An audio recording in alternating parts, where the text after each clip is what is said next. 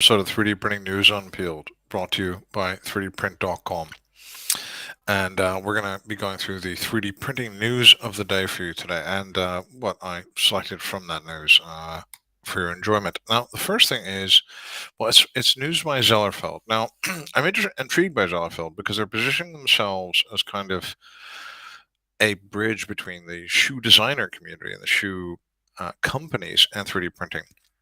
To me, this is kind of a new kind of systems integrator where they're saying, look, we'll take care of the whole 3D printing part and help you with the design for 3D printing part and help you translate your design ideas into a 3D printed shoe.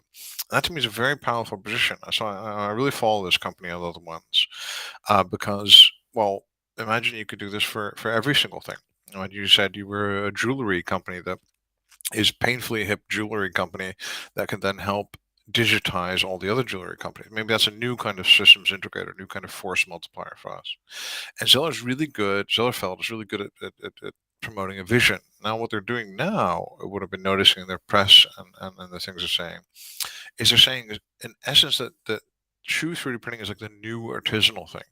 It's made for you, but it's also not only bespoke or potentially kind of offering you new designs. What it's also doing is it can last longer in a way that we can wash, repair, replace certain components of these shoes, or grind them all up and then remake them. And what they're saying, in essence, is that they can remake TPU filament that they 3D print using material extrusion on desktop printers and make it a new filament and print it again. This would be quite difficult to do. It wouldn't necessarily be impossible, but the vision is the thing I'm really interested in. And I love this. I love the fact that they're saying, look, we're super hip like you, the shoe designer, are, but we get 3D printing and we're going to make your shoes a reality. And now saying, hey, we've got a really circular kind of vision where we're taking the shoe and then you can give it back to us and then we'll turn it into filament to make new shoes. That to me is also super compelling.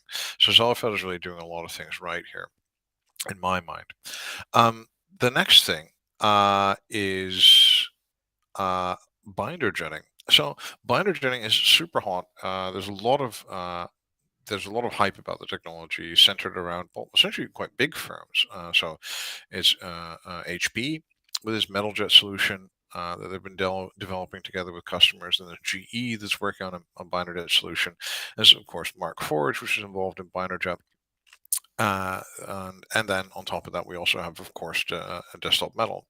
What we haven't really seen is a lot of startups in BinderJet. And if there have been startups in BinderJet, like Mantle, for example, they've tended to kind of focus on the application and to deploy the new technology like Mantle does for really specifically aimed at the tooling market.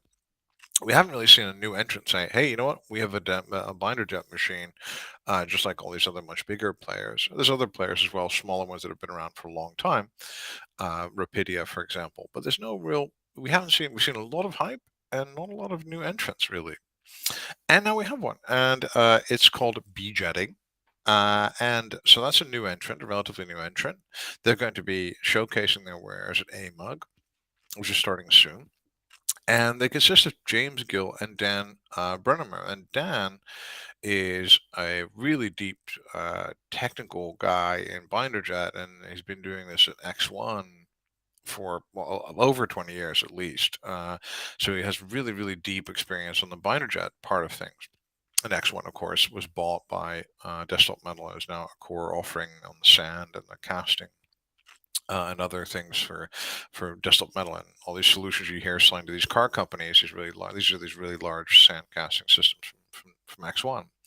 So B-jetting, well, comes with a lot of experience, right? This is I also like this because you always see startup people are always quite young people. They're just out of college. Let's start a company. And these are guys with like a lot of experience. I like seeing that as well.